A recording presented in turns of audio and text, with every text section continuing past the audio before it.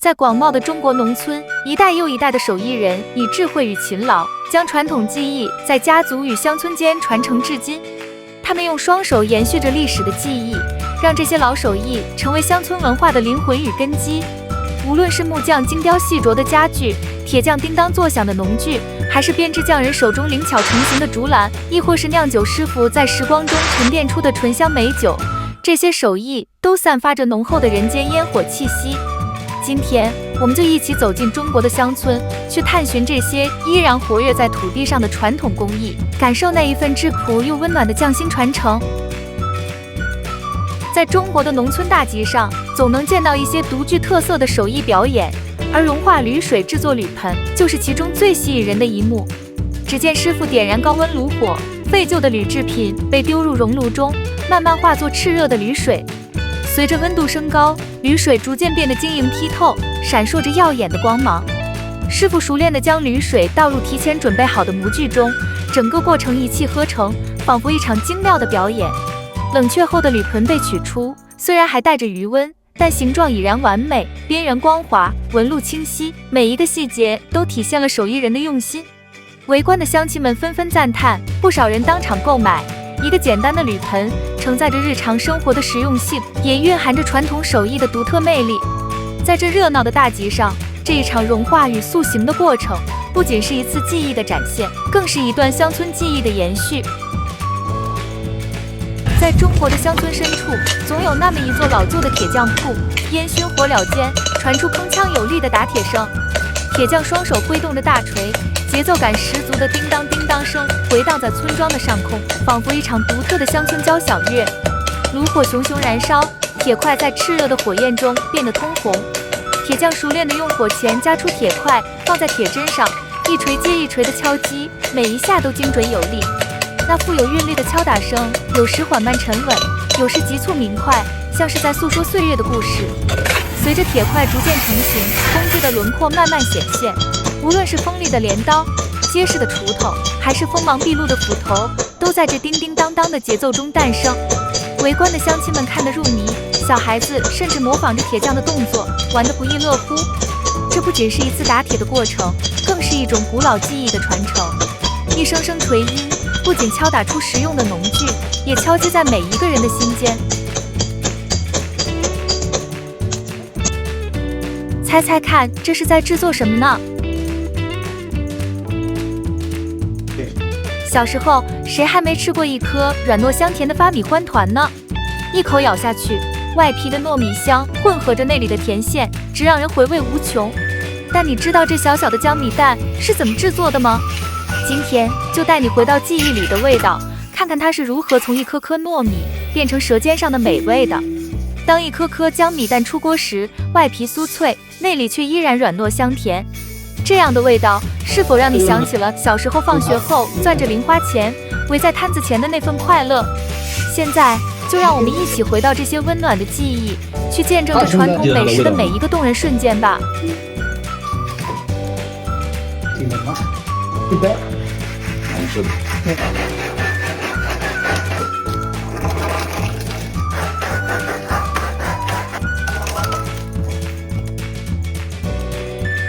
这位老奶奶制作的东西又叫儿童听话神器，学名鸡毛掸子，是一种用鸡毛绑成的清除灰尘的用具。然而，它的制作过程并不容易。看到这里，有没有让你想起你小时候的那些淘气的回忆？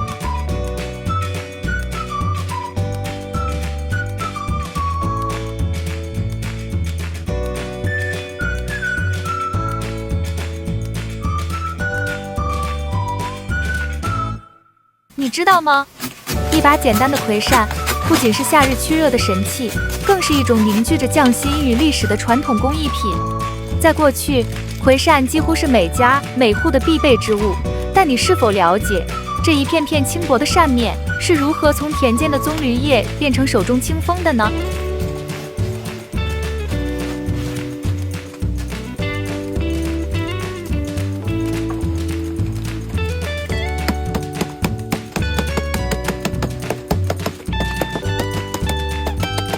一把好的葵扇不仅能带来清扬的微风，还能成为一件独特的艺术品，装点你的生活。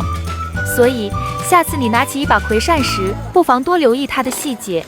它每一片叶纹，每一根扇骨，都在讲述着手工艺人的心血与传统文化的传承。虽然食用油的制作已经被机器取代，但是在农村的油坊里，依然活跃着一些老榨油匠在使用古法榨油。相比于高度工业化的食用油制作，这种古老的榨油方式榨出的油会不会更加绿色健康呢？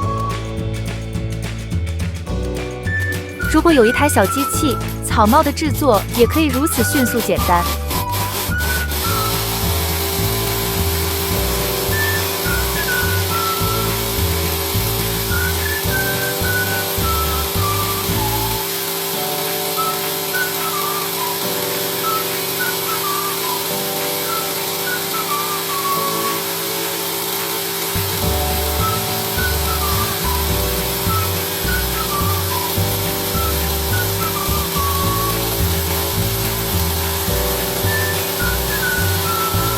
看到这里，有没有让你想起海贼王路飞的草帽呢？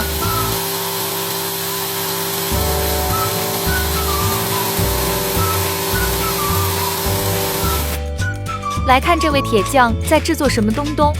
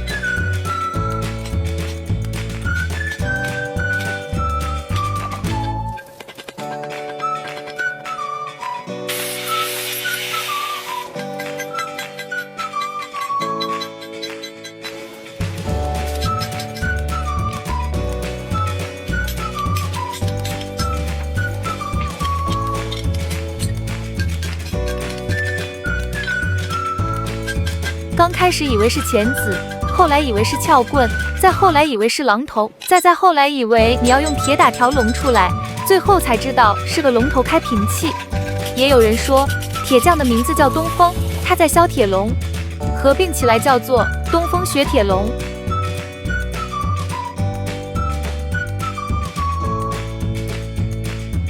眼前的这位大叔是我们村里唯一的老木匠，凭借50年的精湛木工手艺，他的名声早已远播。找他干活的人从村头排到了村尾。最近他的小孙女快要过9岁生日了，这位大叔却突发奇想，决定为孙女做一件特别的礼物，一辆纯手工打造的木质3轮玩具车。刚开始，家人都觉得这个想法有些奇怪，认为他还不如多接些家具活，多赚点钱。尤其是他的妻子，直言说他太倔，不顾年纪还折腾这些没用的东西。可大叔一意孤行，偷偷开始制作这辆玩具车。当成品展示出来时，家人全都惊呆了。这辆木质3轮车不仅造型独特，而且每一处细节都展现了他的匠人精神。小孙女看到后开心极了，甚至连手中的芭比娃娃都不要了，一整天都开着车，不愿下车，甚至连饭都顾不上吃。后来，大叔将制作过程分享到网上，没想到引发了轰动。不仅有商家主动联系，还有媒体争相报道。一位老板更是提出希望他制作100辆这样的3轮车，并愿意以每辆5000元的高价购买。接下来就让我们一起揭秘这辆3轮车背后的制作过程吧。你会感受到，这不仅是一个礼物，更是一份饱含匠心与创意的艺术品。尽管看似简单，但每一个步骤都蕴藏着大叔数十年的木工功底与巧思。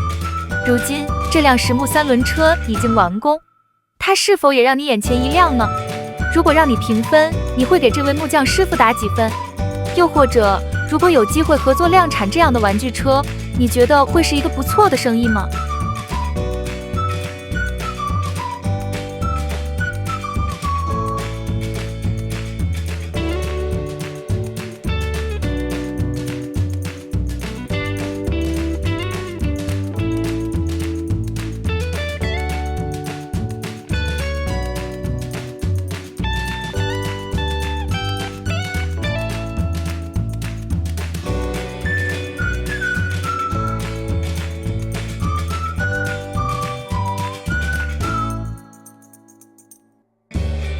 在广西东兴有一种传承了100余年的传统技艺，那就是手工制作东兴大缸。这些看似质朴的大缸，曾经是乡村生活中的主角，用来腌制酸菜、储存粮食、酿酒酿醋，甚至用作储水器皿。它们不但承载了乡村的生活记忆，更是匠人智慧与文化传承的象征。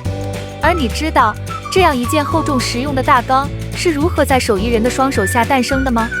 制作东兴大缸最考验技艺的便是泥胚的成型。将柔软的泥团放在旋转的陶车上，手艺人用双手反复拉升、按压、推保，随着陶车的匀速转动，一个大缸的雏形就此慢慢显现。这一过程看似简单，却极为讲究技巧和经验。每一次推拉的力度、缸壁的厚薄比例都需要精准把控，稍有不慎，泥胚可能变形甚至坍塌。匠人们靠着数十年的练习与手感，将一捧泥塑造的圆润匀称，呈现出理想的缸形。泥胚成型后，还要经过多次晾干和修整。师傅们会用工具修理缸口的弧度，使其更为圆滑精致，同时修补缸身的细微瑕疵，确保每一只大缸都经得起时间的考验。完成这些工序后，泥胚才会被送入烧窑。烧窑是整个制作过程中的关键环节。泥胚被整齐摆放进窑炉，在上千度的高温中炙烤数十小时。窑火的掌控是一门艺术，火焰的强弱与温度的变化直接决定了大缸的成败。师傅们凭借多年积累的经验，通过观察火色和窑内温度，精准判断烧制时长。经过火焰的洗礼，泥胚最终蜕变为光滑坚硬、纹理自然的大缸。烧制好的大缸散发着自然的光泽，敲击时能听到清脆的声音，既坚固又美观。